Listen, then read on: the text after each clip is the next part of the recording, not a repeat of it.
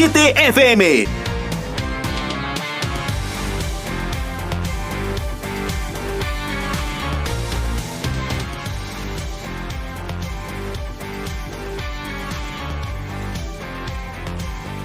Esta semana hemos tenido varios incidentes graves de seguridad ciudadana en nuestro país.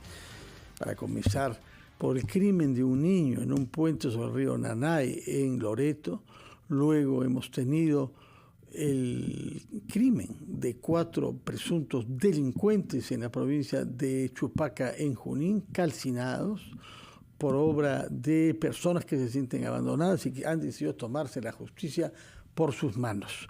Y hemos tenido naturalmente casos de extorsión y de secuestro que crean un clima de inquietud general en la población. En este contexto se ha producido en Villa El Salvador un hecho particular que ha sido grabado por cámaras, de manera que tenemos el testimonio visual completo. Un asaltante entra con una mano en el bolsillo, con una actitud amenazadora, haciendo naturalmente sentir que la mano estaba empuñando, como suelen hacer algunos delincuentes, un arma que estaba en el bolsillo. Somete por esa razón fácilmente a una señora y a su hijo, pero el dueño de ese local del Chifa, que al parecer ya había sido víctima de otros robos y que tenía un arma registrada con licencia, entra a la sala y dispara contra el delincuente, causándole la muerte. Queremos saber cuál es el marco legal en que se debe abordar judicialmente este tema, porque el señor fue detenido en la comisaría durante unas horas. Había el temor de que esto condujera a una prisión preliminar. Finalmente no ha sido el caso, pero ha planteado el tema de los límites de la defensa legítima en el Perú. Queremos comenzar justamente desde provincias conversando con el señor César Bazán, quien se halla en Tarapoto, pero que es un investigador en temas de seguridad ciudadana y el autor de un libro bajo el título de Cómo se forman los policías. Señor César Bazán, muy buenos días. Gracias por estar con nosotros en RPP. Muy buenos días, un gusto saludarle y saludar a la audiencia también. Tengo entendido que tiene un viaje profesional a Tarapoto. ¿Qué es lo que ha recogido como inquietud de los habitantes de esa bella ciudad de San Martín? ¿Qué cosas sienten sobre la evolución de la delincuencia en nuestro país? Sí, bueno, muchas gracias. Lo que yo he podido verificar y observar aquí en Tarapoto y sobre todo en la región San Martín es que los problemas de seguridad tienen un talante ciertamente diferente en parte a lo que sucede en otras partes del país. Si podemos ver, por ejemplo, el plan de acción de seguridad ciudadana de la región, se pueden identificar que San Martín se encuentra con niveles medianos de percepción de inseguridad y también con niveles medianos de victimización. Es decir, lo que en Lima es una sensación generalizada por el riesgo real que hay, que se puede ver en todo el país. Aquí eso es un poco más bajo. No digamos que aquí la percepción y la victimización es cero, porque no lo es. Los problemas de seguridad aquí existen, pero no tienen ese nivel de crisis que se perciben en otras partes del país. Y claro, los problemas principales ahí sí son semejantes a otras partes del país, ¿no? Delitos patrimoniales, por ejemplo, robo, hurto, es algo que está sumamente presente. Las organizaciones criminales con negocios ilícitos, pero también con negocios que podrían ser lícitos y en algunos momentos ilícitos, forman parte también de un contexto de inseguridad que aqueja aquí a la región San Martín. ¿Y qué percepción hay del desempeño de la Policía Nacional y de la Fiscalía frente a la delincuencia? Sí, bueno, en general la percepción sobre desempeño es mediana y baja, en general. No hay estamos muy lejos a nivel nacional y también en la región de sentir que estamos a buenos niveles de reacción policial. Cuando vemos, por ejemplo, lo que ha sucedido en Villa El Salvador, por ejemplo, o lo que ha sucedido en otros lugares, vemos que no son hechos que inician cuando aparece la legítima defensa o aparece el hecho criminal, sino que ya venían produciéndose un contexto de criminalidad. En el caso concreto de El Salvador, usted lo ha narrado claramente, es el empresario ya había sido sujeto de un delito, probablemente de extorsión también, y claro, allí en esos previos tenía que actuar la policía, tenía que actuar la fiscalía y por supuesto también la municipalidad como parte de un servicio integral de seguridad ciudadana. Entonces, a nivel nacional y a nivel de San Martín, la percepción de la policía y de la fiscalía no es óptima. De acuerdo. Señor César Bazán, yo le ruego que nos acompañe un instante, vamos a hacer una pausa, después de la cual conversaremos con dos penalistas que hemos invitado aquí en la sede de RPP, pero retomaremos la conversación con usted, por favor, en el curso de nuestro diálogo con tres especialistas, de una manera u otra, sobre el tema de inseguridad y delincuencia. Vamos a ir a una pausa y retomamos Enfoque de los Sábados. Hemos escuchado desde Tarapoto a César Bazán, quien nos ha dicho dos cosas importantes: que la percepción de la delincuencia es menor en Tarapoto que es el caso en Lima o Callao, y por otra parte que la imagen que la opinión pública se forma de la policía no necesariamente es de las mejores.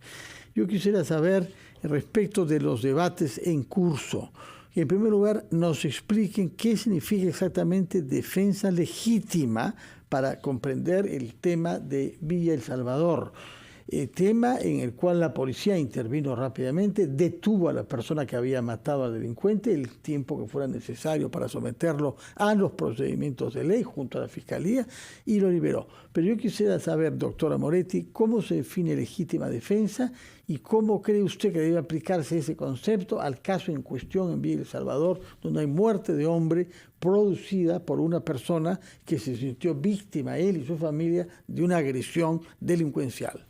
En la legítima defensa hay una agresión ilegítima, como en el caso de Villa El Salvador. Y ya en virtud de una ley que se dictó en el año 2003, ya se deja de lado la proporcionalidad. Antes decía, bueno, usted ataca con armas, debió en su momento esperar o ver también si lo atacaba con un arma de fuego o con un arma cortante, etc. Ya eso fue dejado de lado y ahora se toma en cuenta la racionalidad. ¿Esto es en qué sentido? En el sentido de la intensidad y la peligrosidad, las circunstancias en las que se produce el hecho y la forma como actúa el agresor. Y en este caso reacciono frente a esta agresión y tengo que utilizar un arma que tengo a la mano, un objeto contundente que lo tengo a la mano. No ingresar al interior de mi casa y sacar el arma. No, para defenderme, sino tiene que ser momentáneo. En el mismo momento, esta reacción por parte de la persona, como en este caso que causó la muerte a este delincuente. Y allí tenemos nosotros que existe en esta modificación de esta ley del año 2003 una cuestión procesal, en el sentido de que obliga al fiscal que ante el indicio de una legítima defensa a realizar una investigación preliminar para evaluar si hay legítima defensa. Y si hay legítima defensa, no denuncia. Y si ya denunció y llegó la acusación, se retira la acusación. ¿Qué es el caso acá? No ha habido denuncia. En este caso no ha habido denuncia. No, pero para mí ha sido arbitraria la detención por 48 horas. Porque entonces había las evidencias con los videos y las cámaras de seguridad de que había actuado en legítima defensa. ¿Por qué lo detuvo 48 horas? Pero hay que investigar un poco, ¿no? Claro, saber, por ejemplo, si se conocían el asaltante con el asaltado, por ejemplo. Estamos en un barrio, hay que saber cosas básicas, si alguien conoció al asaltante. Imaginemos nosotros, yo voy y le explico a mis alumnos. Yo voy en mi carro, se para alguien frente a mi carro con un arma. Lo invisto, lo mato. Estoy actuando en legítima defensa. Llego a mi casa y están tratando de violar a mi nieta o a mi hija y tengo un arma a la mano, lo mato. Estoy actuando en legítima defensa. No me afecta a mí, afecta a terceros, afecta a mi hija.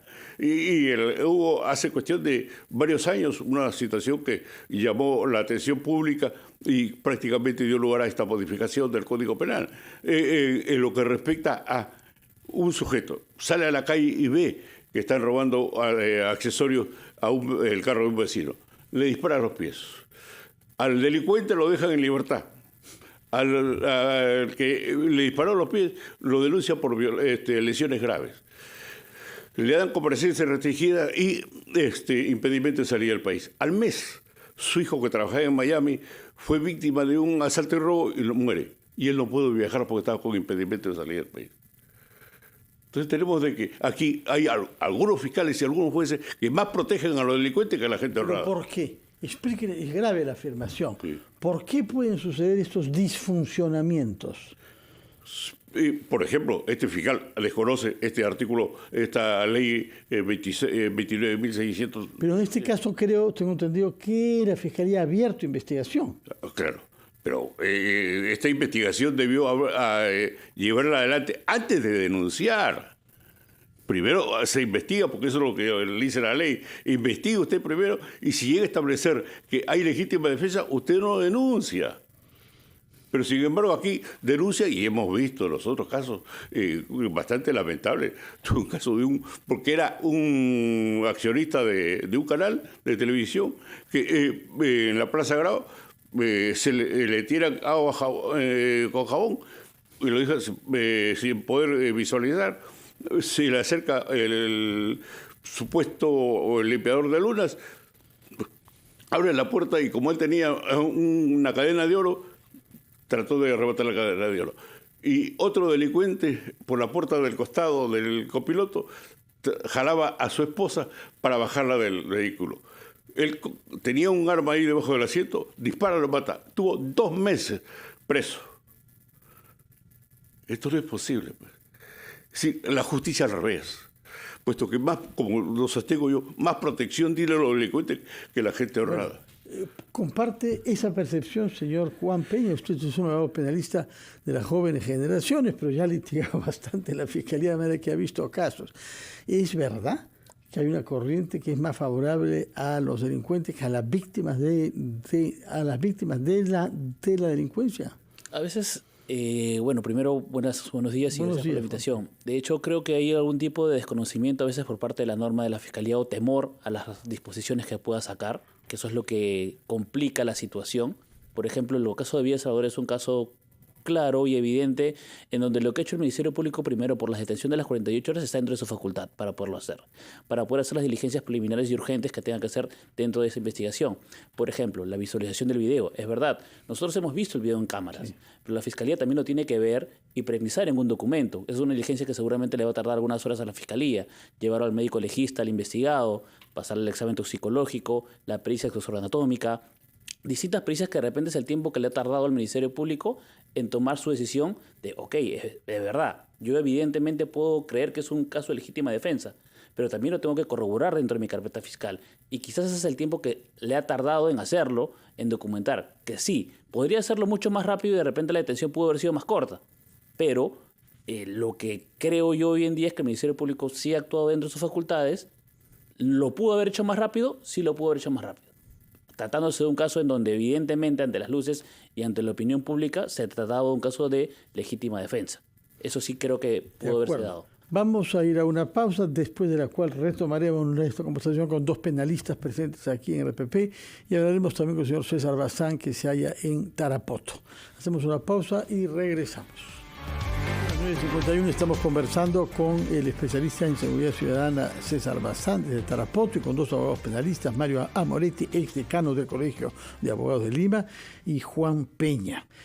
Señor Bazán, no sé si ha escuchado la conversación que hemos mantenido con 2 penalistas. Aquí hay una polémica que se ha desatado en torno a la legítima defensa. En San Martín y en la región de Tarapoto hay muchas más personas que en las ciudades de la costa que usan armas de fuego, ¿no?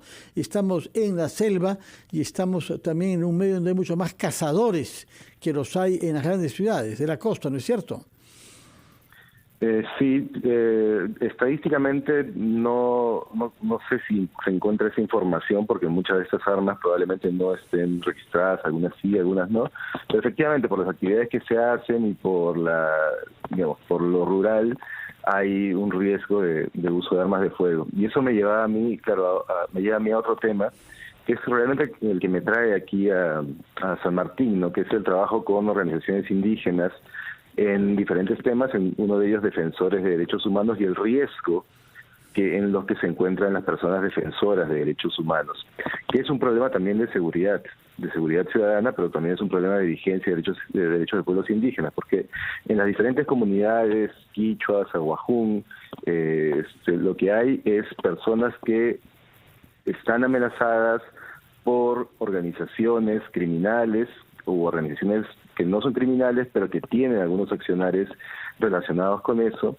referidos a tala, a narcotráfico, y que por lo tanto generan una amenaza en la población, en las comunidades, y concretamente en las personas que reclaman que esas economías, que esas iniciativas se ajusten al respeto de el territorio de las comunidades, o se ajusten al respeto de los acuerdos que se han llegado.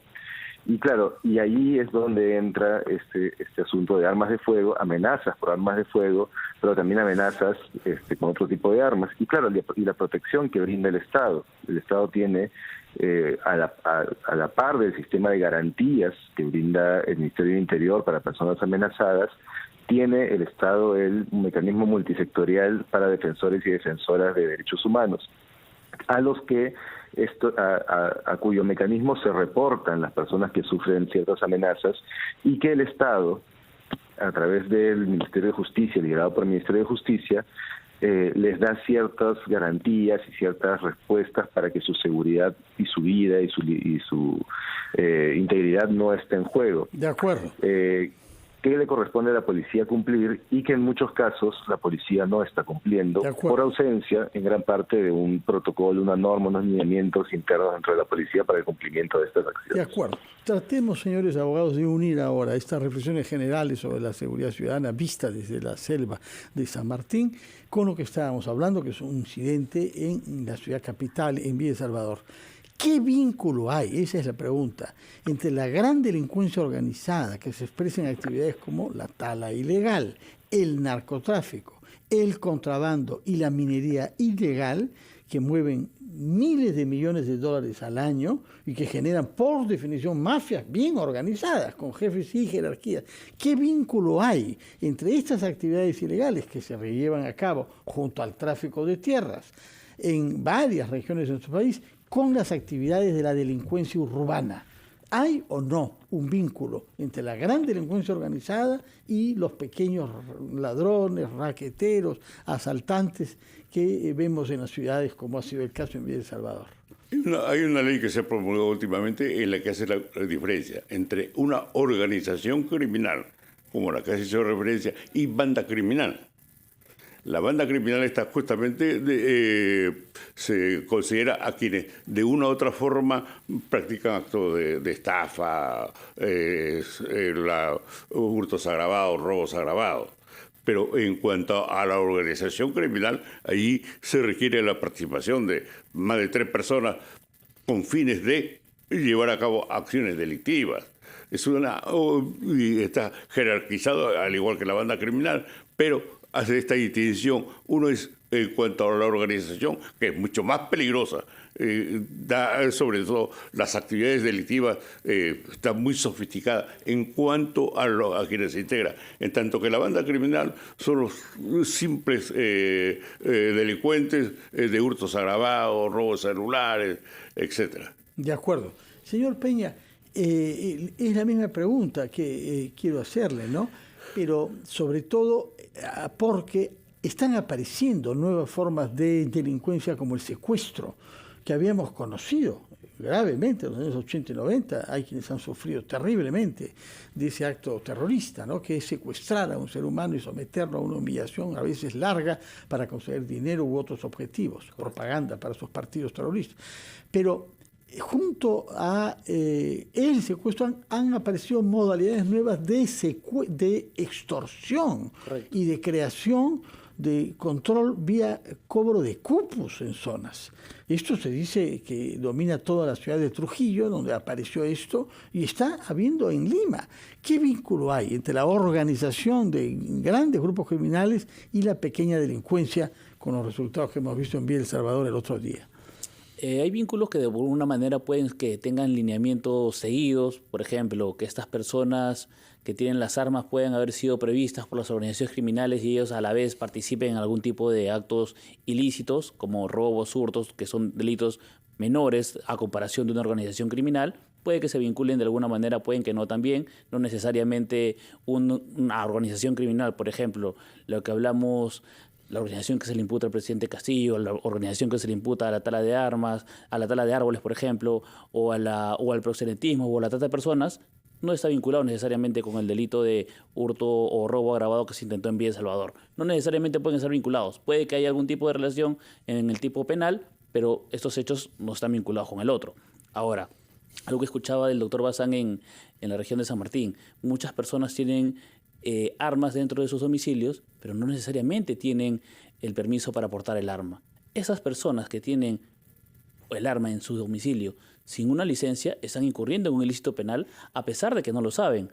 No necesariamente hacer el uso de esas armas incurren en el delito penal. Es solamente de portarlas y tenerlas en casa sin tener una licencia incurren en un delito, por cual creería yo en lo personal de que el índice o el porcentaje de la comisión de delito, por ejemplo, de tenencia ilegal de armas en la región San Martín podría ser menor que en la de Lima, ya que aquí en Lima, por ejemplo, hubo una campaña en la cual hace unos años recuerdo, todas las personas estaban obligados a entregar sus armas a las comisarías o a las fiscalías para poder que no tuvieran licencia, ya sean para poderlas tener como un adorno en casa o para usos deportivos. Si es que no tenías la licencia, no podías tener el arma. En región San Martín, por lo que escucho, se da de manera regular o sin ningún inconveniente, porque de repente la persona tiene un mejor uso de esta arma. Pero si no tienes la licencia para portarla, también incurres en el ilícito penal, lo cual, ante cualquier eventual suceso, por ejemplo, en el de Villa El Salvador, si la persona no hubiera tenido la licencia para portar armas, evidentemente podría haber salido por homicidio culposo por la excepción de la justificación de la legítima defensa, pero hubiera estado investigado o hasta de repente por una prisión preventiva por el delito de tenencia ilegal de armas, que es lo que podría pasar en la región San Martín. Señora Moretti, palabras finales, por favor, usted, que ha sido testigo de las modificaciones sucesivas de las leyes en materia penal, y esas modificaciones no nos han dado grandes resultados. Casi nada. Y sobre todo, yo creo que hasta el momento no se previene atacando la causa. Siempre nuestros legisladores, nuestros políticos van a atacar el resultado, pero se olvidan de las causas. ¿Cuál es la causa? Por ejemplo, si se roban celulares, van y lo venden en la Cachina, en las Malvinas, ¿hay algún procesado, algún detenido por receptación?